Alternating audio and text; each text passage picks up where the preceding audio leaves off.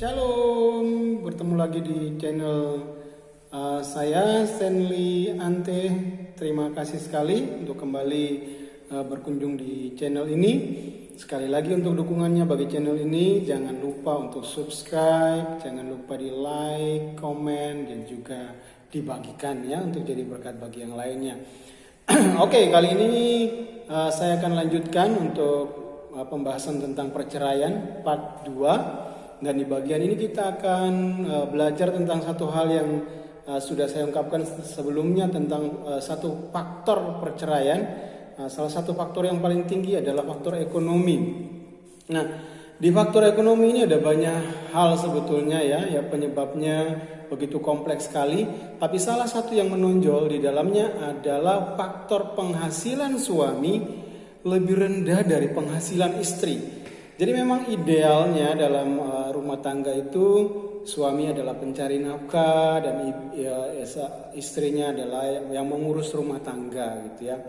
Idealnya seperti itu. Tapi kenyataannya dewasa ini bahwa kebanyakan apalagi kita yang ada di kota, di perkotaan, suami maupun istri dua-duanya bekerja. Nah, yang jadi masalah adalah ketika penghasilan suami itu lebih kecil daripada penghasilan istri, dan ini sangat banyak sekali terjadi. Nah, dan ini jadi salah satu faktor yang membuat terjadinya perceraian. Kenapa demikian? Saya baca sebuah artikel di sana dijelaskan bahwa masalah ini juga menyebabkan suami berselingkuh. Ya, itu kan aneh sebetulnya ya kalau kita pikir secara logika. Sudah penghasilannya lebih rendah dari istrinya, tapi justru itu jadi alasan atau jadi penyebab untuk terjadinya perselingkuhan, penyebab untuk dia berselingkuh. Nah, kenapa demikian? Nah, ini akan kita perhatikan bersama-sama. Jadi faktor ekonomi begitu banyak hal yang terjadi.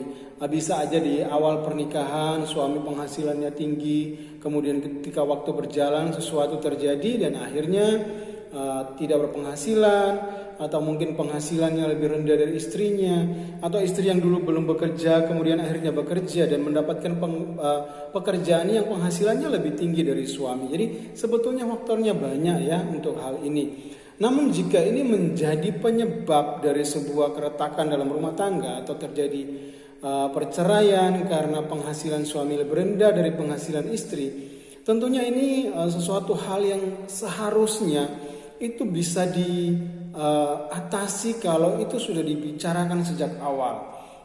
Itulah kenapa saya selalu tekankan tentang pentingnya konseling pranikah ya. Dalam konseling pranikah di sana akan belajar tentang bagaimana mengatur keuangan, kemudian pengambil keputusan dalam rumah tangga itu siapa, finalnya seperti apa, posisi suami seperti apa, posisi istri seperti apa dalam rumah tangga.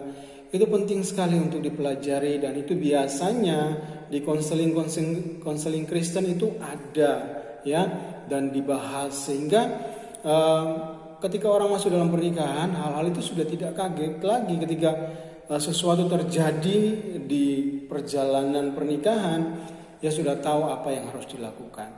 Nah, di sini saya akan bahas apa dampaknya dari hal seperti ini bagi suami, bagi istri, bagi anak-anak, dan juga bagaimana mengatasinya sebetulnya. Oke, kita akan mulai dari gini. Jadi kalau saya baca di sana tadi, suami berselingkuh karena penyebabnya adalah penghasilan istrinya lebih tinggi dari dirinya.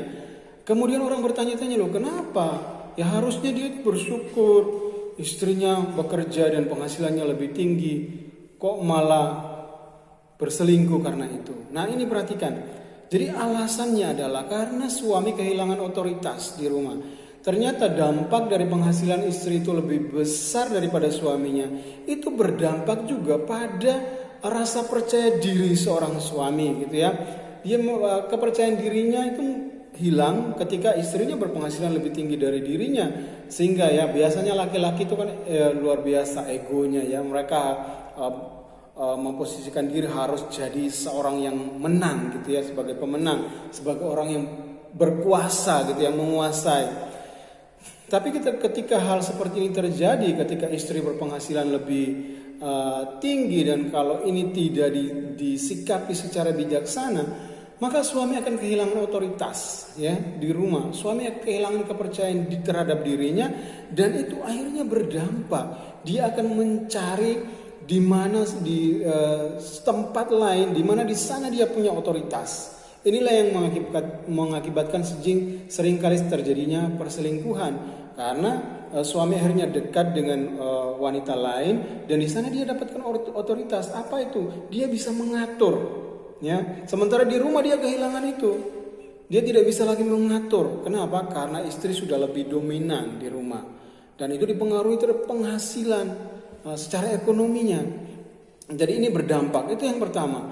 Yang kedua, ya dalam hal ini, ketika suami kehilangan otoritas di rumah, itu juga akan berdampak kepada anak-anak ya bagi pasangan-pasangan yang sudah mempunyai anak. Apa itu?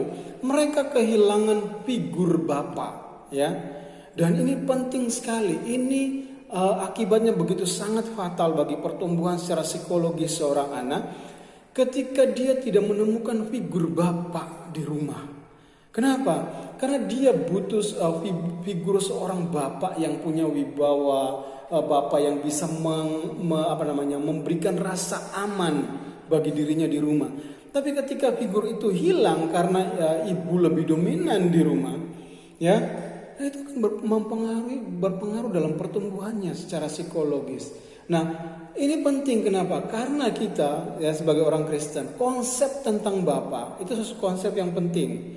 Nah, bagaimana bisa anak membayangkan konsep seorang bapak yang baik, yang berwibawa, yang bisa melindungi ya, bapak yang baik, ya, Tuhan yang kita sebut bapak. Itu bisa tergambarkan dari konsepnya, akan menjadi kabur ketika di rumah dia dapatkan bapaknya nggak punya otoritas di rumah, ya bapaknya di rumah jadi seperti pesuruhnya mamanya atau apa mungkin seperti itu, sehingga figur bapak hilang. Dia nggak punya figur bapak, apalagi figur pemimpin dalam rumah itu tidak ditemukan. Wah itu akan jadi masalah ke depan bagi anak-anak dalam rumah tangga. Ya sebab itu ini penting sekali untuk dibicarakan dalam rumah. Jadi sehingga figur bapak di rumah sebagai pengambil keputusan akhir dalam rumah tangga itu bisa tetap terjaga. Beberapa waktu yang lalu saya pernah menegur seorang ibu karena waktu itu papanya sedang menasihati anaknya atau mungkin juga menegur menegur anaknya.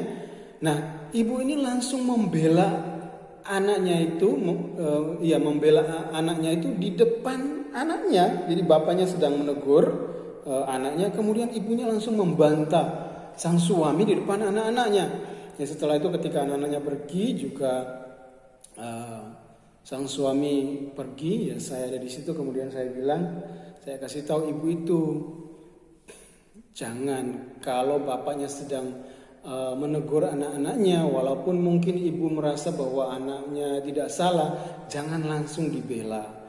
Tapi biarkan kesempatan bapaknya itu selesai dan ketika anaknya sudah pergi panggil papanya, kemudian kasih tahu tadi itu gini loh, sebetulnya anak bukan ini kan berarti papanya salah paham, sehingga papanya akan mendatangi anaknya untuk meminta maaf untuk kesalahannya. Tapi bukan ibu langsung bela anak di depan anak, ya langsung mengcounter papanya. Ya jelas-jelas di sana papanya kehilangan wibawanya sebagai seorang pemimpin di rumah dan anaknya tidak akan menghargai papanya, ya karena itu. Jadi dibicarakan setelah itu, dikasih tahu papanya kalau tadi itu begini. Nah, nanti papanya kalau memang salah ya papanya datang ke anaknya meminta maaf untuk kesalahpahamannya. Itu akan lebih baik sehingga wibawa seorang suami dalam rumah itu terjaga. Ya, jadi, ini kadang-kadang hal sepele seperti ini dianggap remeh dalam rumah tangga. Padahal itu akan menjadi masalah. Dan itu dimulai dari salah satu faktornya adalah ini, faktor ekonomi di mana penghasilan istri lebih besar dari suami. Nah, ini bisa diantisipasi sebetulnya dengan apa? Dengan kesepakatan sejak awal. Jadi, dari awal kalau kita baca di Efesus yang sudah juga saya sudah jelaskan di video-video saya sebelumnya, Di situ dikatakan, hai istri, tunduklah kepada suamimu seperti kepada Tuhan. Ini penting sekali. Konsep pemahaman ini penting bagi seorang istri untuk menempatkan suami sebagai pemimpin. Ya, dia seperti tunduknya kepada Tuhan. Ya, itu artinya luar biasa, harus benar-benar menghormati suami. Ya, tidak bicara tentang berapa penghasilan suami, bukan itu, tapi begitu banyak hal yang sudah ditempatkan Tuhan, sudah diatur Tuhan, itu dengan tujuan yang baik untuk rumah tangga, itu sudah pasti.